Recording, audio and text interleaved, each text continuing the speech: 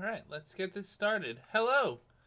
My name is Jesse Pohlman. I'm an author from Long Island, New York, and today I have the distinction and honor of being asked to do a live read of my novel Pillars of the Kingdom, Volume 1, The Forming, and we're doing the prelude from that, so we're doing the very introduction of it, and just a little bit of backstory about myself. I'm from Long Island. I've been an author for pretty much my whole life. I mean, I got into role-playing games when I was 12 and just kind of went from there when it comes to text-based content generation, if you look at it from that angle.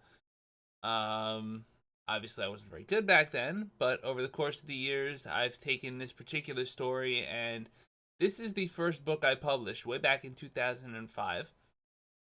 But I actually went through and redid a whole bunch of it, decided I didn't like where it was published, I didn't like how it was set up, so I did what any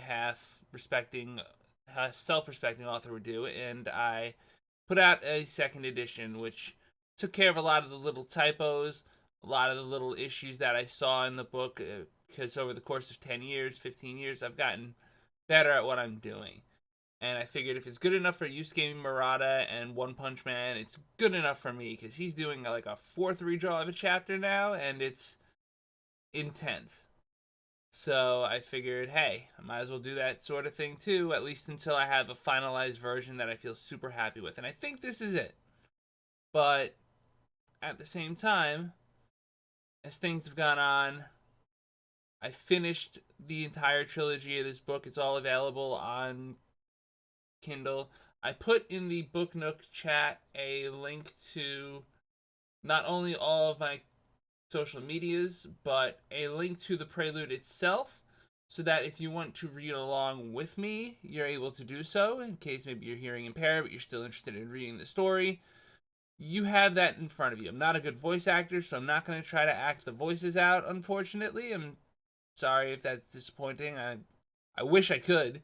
I'm just not that good, and frankly, I don't want to disappoint you with the promise of a well-acted voice thing that's not going to be there. Last thing to really say is just content warnings. The prelude is titled The Worst Day of a Life. It is, unfortunately, our protagonist's worst day of his life, and it's going to involve quite a bit of violence, so 1 second, I've been asked to do a thing, and I'm happy to do that thing. Copy.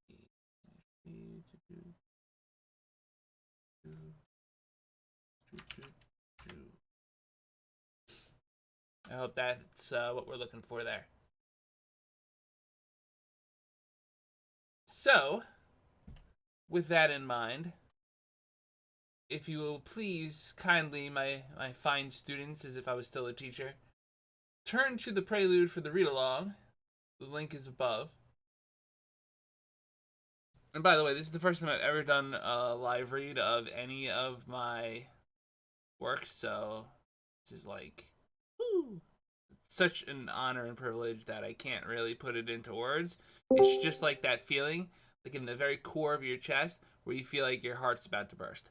And it's an awesome feeling, but it is literally awesome. It inspires awe in a human being's soul. So thank you for that. I see him, confirmed the whispered voice of the sinister figure, perched over a cliffside surveillance post. Below him traveled a small convoy of adventurers, all of them wearing Ganymede standards, a black wolf. One small entourage of soldiers huddled together around a fire, trying to stay warm in the chilly October air. The figure stared downward at them from behind vision enhancement goggles. Dark armor, lightweight yet sturdy, adorned this masked man's body. The mask was formed of black leather, almost stylish with the crowds of Yenohar's most decadent nightclubs, and it revealed no hair, eyes, or facial features, no method of identification at all. Only his armor seemed to give credence to a cause. The crest of a dagger, dripping both poison and blood, was emblazoned in the center of his breastplate. The droplet was etched in a fashion that the blood was equally mixed in with each droplet with the poison. often remarked by his master to be a very suiting depiction of their origins. Proceed, echoed the voice in his ears, or were they words going straight to his head? He could never tell which, when considering what had been implanted into his body, both scientific and arcane.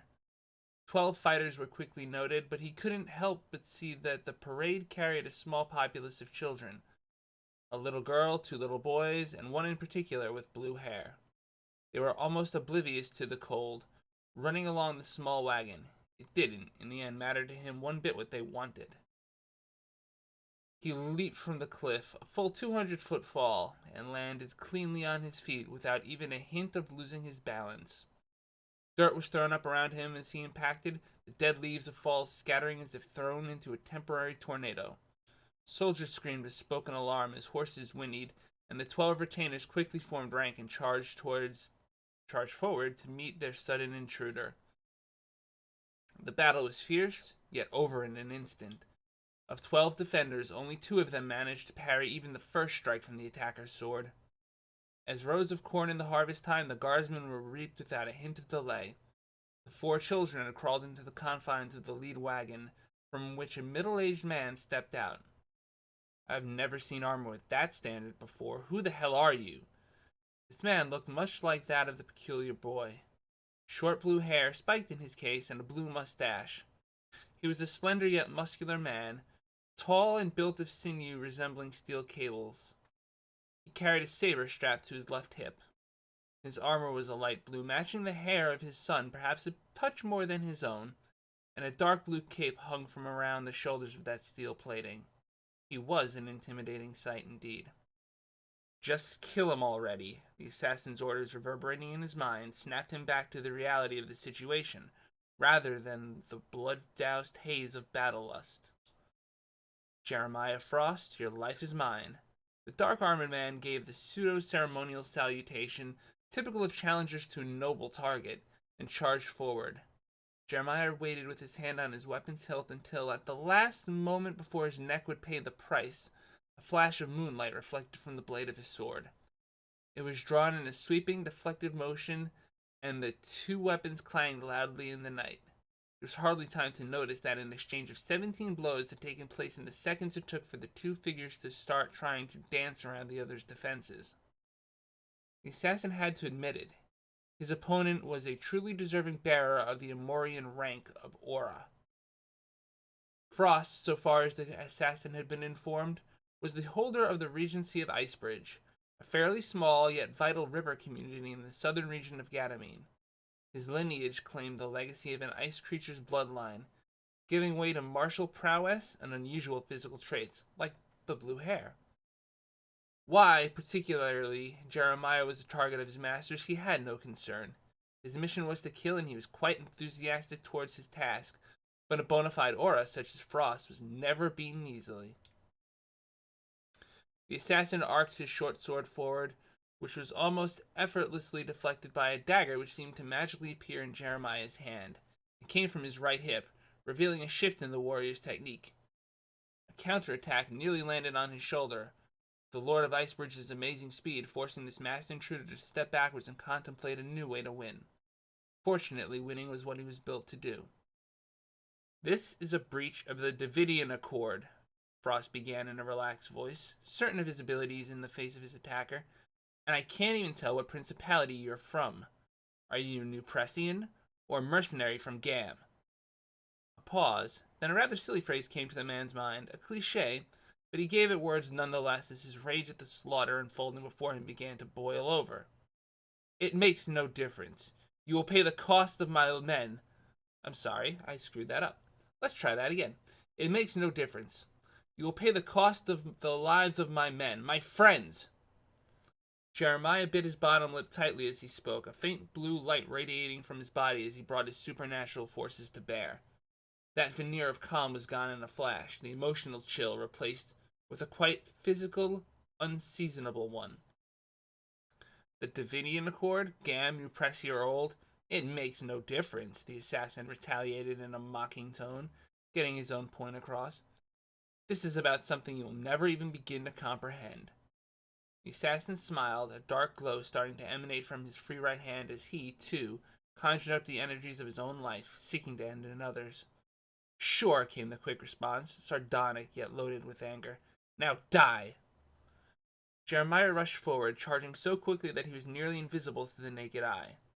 Internally, the masked assassin remarked that this was truly an advanced aura's talent, and just when the assassin felt he had read Jeremiah's attacks, a flash of blue light exploded from his target's body and he was surrounded with flying shards of ice.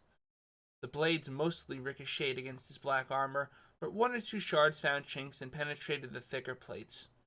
Surely the leather mask on his face was slashed, and the assassin seemed to be on the losing side, leaping backwards again and again to avoid fatal injury from the mixture of swordplay and chunks of frozen water. Of course, Jeremiah was a worthy aura, but he was not quite on the same playing field as the assassin. He bounded forward still, intending to finish the fight with a final saber strike to a likely blinded, certainly stunned foe, when the left palm of the assassin touched the blade of his short sword, his frame focusing inward upon the weapon itself. The change in stance was subtle, even strange to the untrained eye, yet to an elite warrior with a plethora of knowledge about many schools of combat, this signaled an unfortunate and unusual turn of events. A sword priest? Jeremiah exclaimed in shock, raising his blade and dagger to defend what he predicted was on its way. The murderer's feint had succeeded. The moment that Jeremiah reacted defensively, the assassin pressed his palm forward to break that feigned stance. A ball of hellflame, dark as the night, smashed unchallenged into the blue-haired adult. The ice mage screamed, his blue armor boiling open as his body was captured in otherworldly flames which did not spread, but also did not diminish. The unidentified assailant advanced forward now. Jeremiah Frost, you fought very bravely and died very painfully. Let your suffering be a lesson for the afterlife. The only eulogy this assassin could afford as he stood over the wounded warrior. A swoosh of the sword, and the thump like that of a rock, and this part of his task was resolved. He still had a mission to complete, all ceremonies aside. Good, the please whisper from the ambiguous voice echoed in his skull with an almost unrecognized hint of urgency. Proceed with the plan. Hurry. It was a very quick task, even wounded, to track down the fleeing 4 children and, of course, Lady Esmeralda Frost. The remaining actions, though necessary, were devoid of honor, if not gratification. The assassin could only remember them in a gleeful blur. In the only normal, rationalized part of this assassin's brain left to him, he realized these 3 children must have already lost their parents. They were likely the children of Jeremiah's friends, the ones he had just slaughtered. That part of his mind was, however, twisted enough to argue that the dead little ones were lucky to be slain. As his weapon sliced their flesh, he consoled his sense of dishonor. Murdering the defenseless was quite cowardly, if occasionally enjoyable. That they would be spared the pain of living with their losses. Their early entry into the afterlife is the only blessing he could give them. Now there was just the woman, Jeremiah's wife. Please, not my son. Take me, not Brandon, the woman whispered pleadingly, offering her own neck up to save her youngsters. He had in that moment a choice, to tell the truth or to lie. To her it wouldn't matter. Whatever he said, she wouldn't know if he upheld it. Yet in the sight of the child sobbing, his blue hair covered in sweat, tugging on his mother's leg, he created a third option, a benediction paired with the truth. He leaned in, ensuring that this part would remain unheard of by the young boy. Lady Frost, I do not intend to take Brandon. You, however, cannot live. It is nothing you have done wrong. It is—" he paused, considering if his words might be treason. "For the future, for my goddess." The blade fell, and the woman's head was joined to her husband's. "Well, this is done," he muttered condescendingly. A swift kick was delivered to the side of the crying young boy's head, and the assassin was gone. He left the unconscious boy behind, as if by accident, to be discovered by whatever merchants might be next through the pass. Brandon Frost, age 26, fully 18 years later, sighed groggily. Another nightmare, another night without answers, and another morning of bolting awake from the terror of it all. He once again remembered what he could of the battle, and of the lights being turned out. He still didn't understand, couldn't remember all of it in the straight line, but he did remember the pain. He did remember his parents' eyes as his consciousness was taken from him. They were scared, not of their death, for they were too brave to fear the Reaper, but instead afraid of what might be done to him. He stood up and lifted his pillow, taking the foot-long dagger concealed underneath it and moving to a closet in his room. He donned a blue metal belt and affixed the dagger to his right hip. He moved to a mounting hook embedded in the wall to lower a sword, a saber concealed in a blue sheath. This weapon was placed on his left hip in a style he was told paid homage to his father. He certainly resembled his father. His hair and eyes were both an ice blue, but there the similarities ended. Brandon's azure locks hung down over his face, framing it unlike his father's spikes. He was of a smaller build, far more slender, yet he already held the rank of Aura, the highest grade of fighter in his kingdom, and he'd been on that level for most of his years. His friends were precious to him no matter their social status, and he had such an abhorrence of bloodshed that legends claimed he had even earned his rank without killing one solitary human in battle. He was, in so many ways, his father's son after all, the kind of man that legends were spun about, trained by a godfather who had served alongside of the departed. I wonder how they'd feel about me, my decisions, he asked the man in the mirror. He only felt mocked by a man who looked better than he felt. Deep breaths. Deep breaths. Thank you, Tyler. So here we are. At the end. Thank you, Jerusha. I hope I'm saying that right. I need a breather. I need some tea. Some iced tea. Alright. Thank you, Critty. Thank you, Minerale. Whew. Like I said, I've never done that before, so sorry I stumbled over a couple of words. But that's kind of how it goes. You're very welcome. You're absolutely welcome. It's my privilege. It's really my privilege. So, take a second to assimilate what you've just heard. Take a second to reread any parts you feel you might want to reread. And then, class, we'll go over it together. We'll do a Q&A. We'll have some fun with this. What are some questions that you might have? And they can be questions about the text, or they can be questions just about me and my writing process and what I do, how I do it. I'm pretty much an open book, so feel free to just tab out whatever you think would be relevant to you.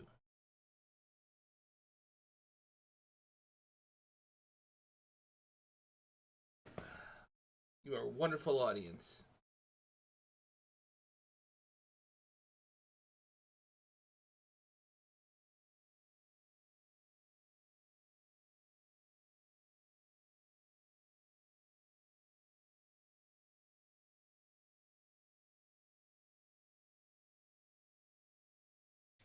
What was the thought process like for going with a prelude? It was, in large part, to introduce the reader to the world a little bit. You can tell from the prelude that A, this is going to be a story focused at least somewhat on the way combat is executed. B, you get to see the worst moment of Brandon's life. C, it takes place, 18 years before the rest of the story starts, so to include it as just a separate chapter would be a problem. And D, while in retrospect, maybe I could have told the story by having this information sprinkled throughout, I felt it was important for the reader to understand up front that there's a lot of dramatic irony at play, where the reader knows what's going on, but the characters don't always know what's going on. So, as you go through the plot and you see what Brandon and the other two protagonists of this trilogy go through, you see how his mindset is shaped by this sort of mayhem that took place. And it helps you understand his character a lot better.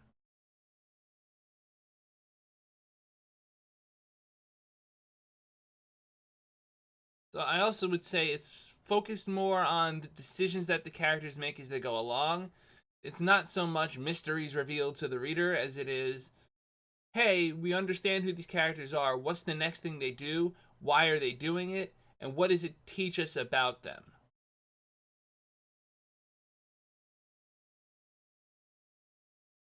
I hope so, because otherwise I would feel very much like, I didn't do a good job.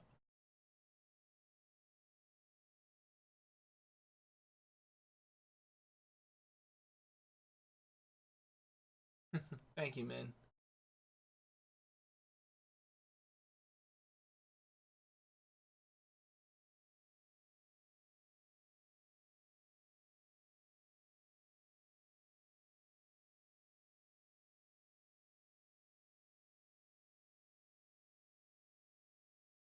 Did I have any inspirations for this story and this kind of character? Oh, yes. So my inspirations at the time, this was written around 2004, 2005.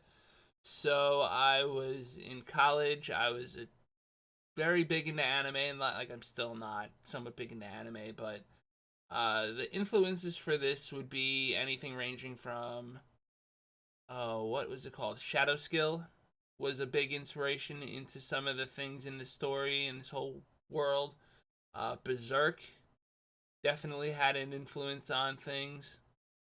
Um, Also, role playing games like Secret of Mana and Breath of Fire 2. Two of my favorites that I always enjoy going back to every couple of years. You know, I remember this saying, I can't remember exactly where I heard it from, but when you reread a book or you replay a game, the book or game hasn't changed. You've changed, and you see different stuff coming in through the text, through the medium. So as you go through something you used to love, especially if there are like modded versions that add new mechanics or modded versions that add, reinstall old dialogue. Like I know that's the thing with Secret of Mana. Some of the dialogue got cut in translation and it's been re-added back in. You get the same story only with a different perspective and the original intention. And it's just really interesting having gone back over this novel that's so old, and it's my literally the first novel I put out. It's not the first novel I'd written really, but it was the first thing that I felt was good enough to publish. And just going back through it when I did my second editions a few years ago was a look back at a past me that was far from perfect, and I'm sure I could do the same thing in 10 years and say, oh, this is better. But inspiration wise, especially for Brandon as a character, I would say he's one of the characters that has the most resonance with me because he's got a certain naivety about him, a certain trust in people that he really shouldn't have. You know, he refuses to kill. He's got this oath. He does not kill other people because, frankly, he doesn't believe in murder. That's something that's been brought upon him. And that's something you'll see him struggle with throughout the book.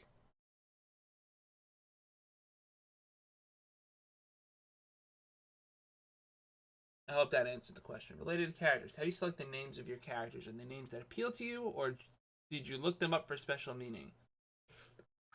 So, being as this is a fantasy world, a lot of times the names are just names that appeal to me in the sense that they felt right.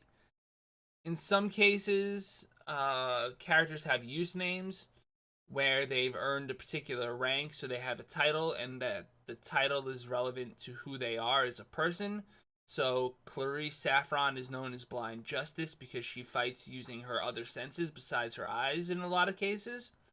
So, and also in this world, Blind Justice is the name of a goddess that is, gods and deities are really far off in this world. They exist, but they're distant.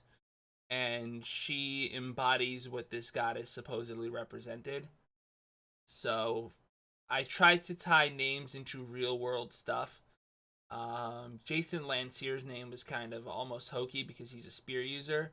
So it's kind of just an easy way to be like, oh yeah, he's the guy who uses the spear. But you also meet his family, so that's sort of an unusual thing for a lot of fantasy novel protagonists.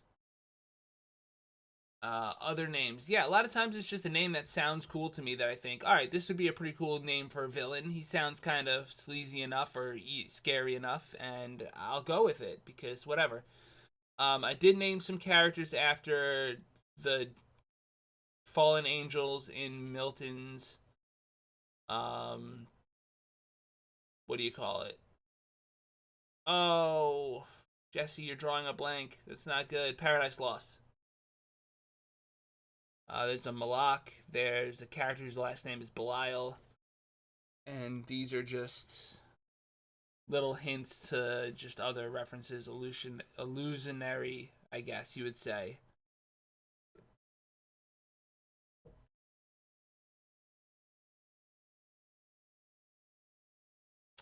Are there any other special meaning character names or anything like that? You're welcome, Critty.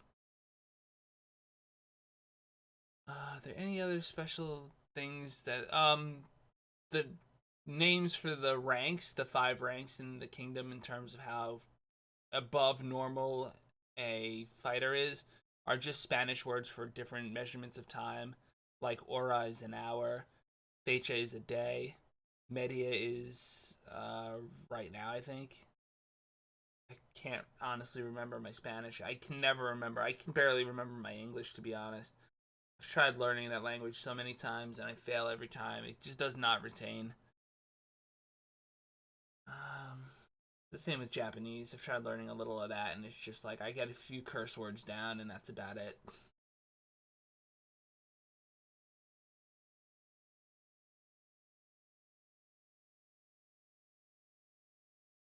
So, do we have any other questions?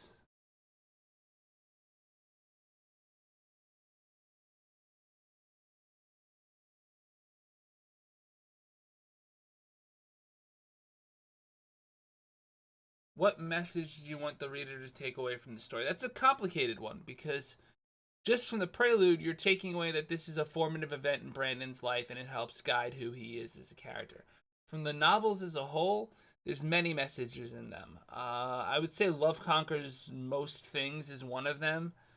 At one point in the stories, the two of the characters have to set aside their issues of mistrust, both in each other and themselves, and commit to their affections for one another, because if they don't, they can't do certain magical things that need to be done to save the team. So they have to sort of accept themselves, which it's more an acceptance for the one protagonist to accept that she is in fact not straight, she's not bisexual, she's interested in Catherine, she's lesbian, and that's fine and that's okay, and she can seize upon her love to save the day because with that much trust, she can perform the spell, right?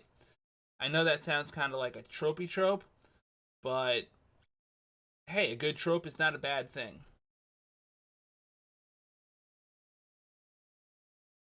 I went to Yeah, it's a good one. It's a good question.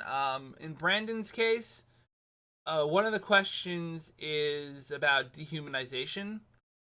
When he eventually does do some, killing in combat, how does he feel about it? Why does he feel that way? What does he take away from it? And what does he need to learn in order to reconcile his naivety with the need to sometimes do harm to protect the innocent?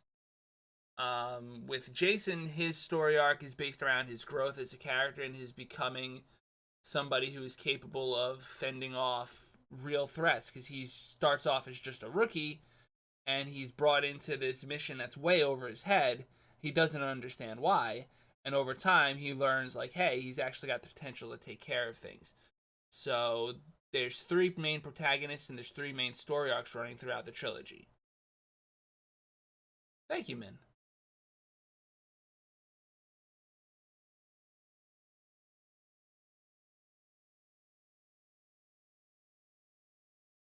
Have we another?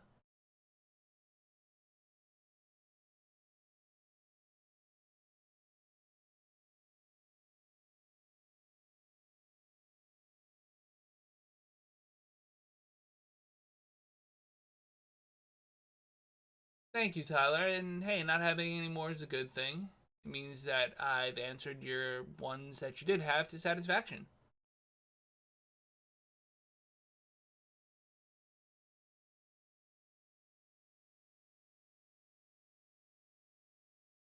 See. Are there any like frequently asked questions that come to mind?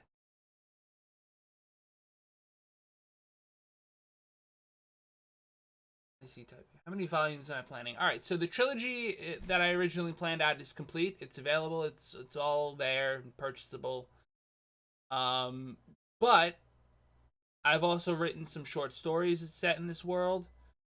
I also have a lot of ideas for a continuation sequel where there's new things that come up, because there have always been stuff in this world that I left unresolved just because I felt like, hey, it wasn't the focus of this story arc.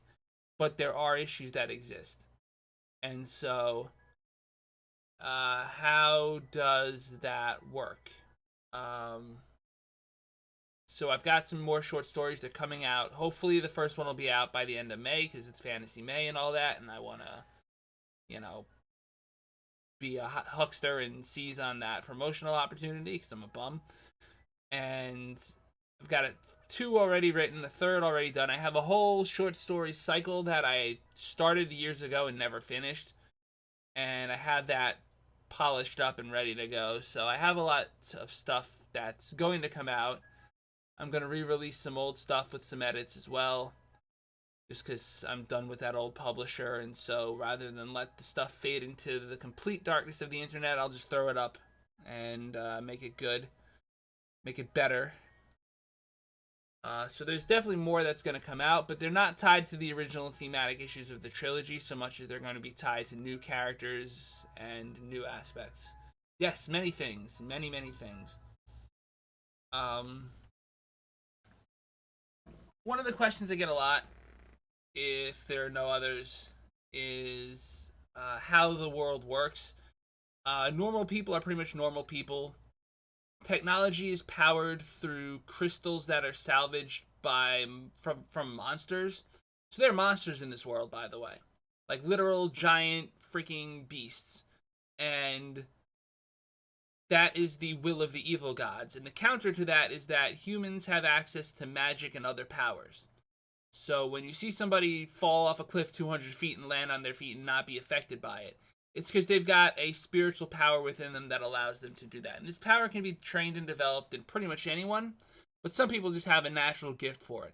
Some people have a gift for manifesting that power outside of their bodies more easily. They're more like mages. They're called arcanics.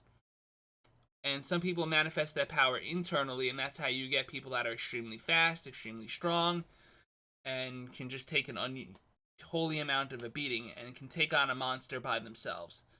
So as you move up through the ranks from Noche to Aki to Media to Fecha to Aura, you demonstrate greater and greater levels of power, and that allows you to, not die in combat against a monster in 2 seconds.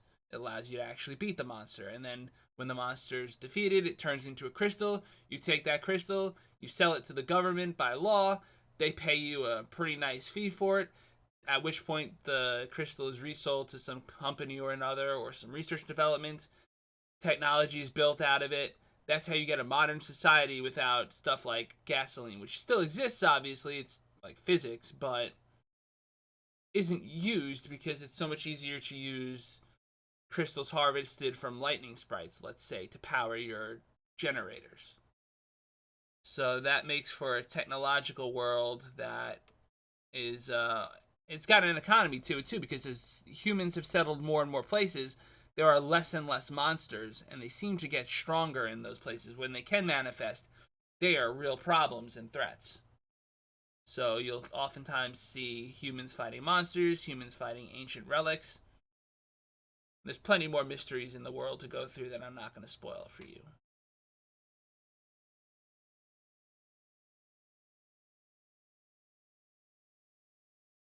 So, any other questions, or do I have any other frequently asked ones? You asked about inspirations. You need these books. They are available on Amazon. They're currently only available in Kindle versions because I'm doing what I call the PPI, the Physical Print Initiative, where I'm taking all these books that were previously in print under a different publisher, and I'm really polishing them up as best I can for a final physical re-release of a second edition for the stuff that's been out for years. I feel like that's just the right move to make. Like I said earlier, if Yusuke Murata can do that with One Punch Man, damn it, I can be not nearly as good and do it myself, because it sounds like fun. The characters in this book do go through some trials and some tribulations, so there are trigger warnings for stuff like, if you have been a victim of discrimination for, against LGBTQ plus rights, you might find that some of the stuff in these books is a bit painful to deal with because these characters are grappling with their own self-identities and they live in a world where there is some discrimination against them. There's definitely violence.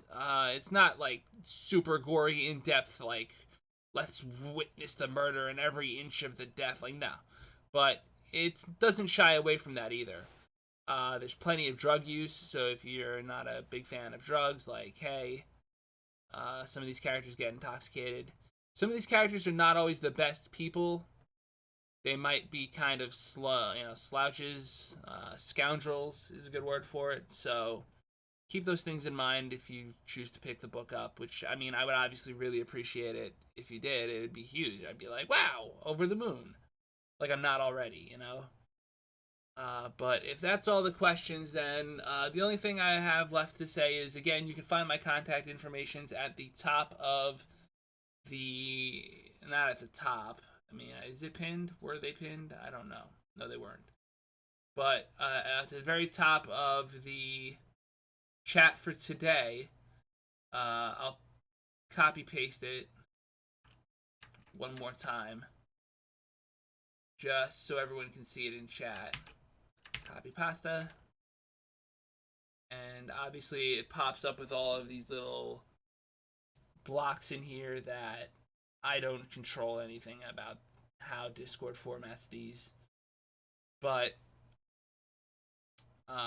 that's where you can find me and interact with me and say hello and all of those good things. I'm always down for talking. I'm on Twitter a lot. I find it's a nice place for the writing community. People. It's how I found WriteHive. And again, I have to send my extreme thank you to WriteHive, to everyone here. Pretty thanks for helping make these graphics and all that. That's awesome. I mean, wow, like, it's a cool little space background. It's way better than anything I can make. And the only thing I'm really going to promote here is that tomorrow I will be back, also at 2 p.m. Eastern, for a talk about Mercedes Lackey's the Last Herald Mage trilogy, which is seminal in my interest as a reader. I mean, you asked about influences before, and I should have said that, but I wanted to save it for here. Mercedes Lackey is one of my favorite authors. I would say the Last Herald Mage trilogy is my favorite trilogy. It might not be my favorite. Any of them might not be my favorite book. That goes to Margaret Atwood's Oryx and Crake. But it definitely goes to my favorite trilogy. And I know we're focusing mostly on the first book in that series, but that whole trilogy is just... Well, I'll put it to you this way, and here's a little teaser for what's going to happen. Mercedes Lackey has described the process of writing that book to be to drop a mountain on the protagonist, let him recover a bit, and then drop another mountain on him and see how he does. So, yeah, it feels like an awesome thing. I want to thank you all so much for joining me. Thank you for having me. Thank you for hosting me. It really means the world to me. And unless there's any last thoughts, I'm going to wrap it up here. Thank you for letting me, Min. Thank you for letting me, WriteHive. It means so much.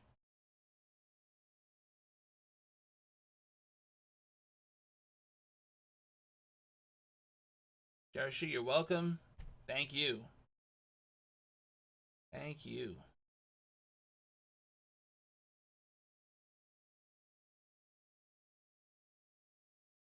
I'm glad you enjoyed, Tyler. I'm glad you guys let me do this.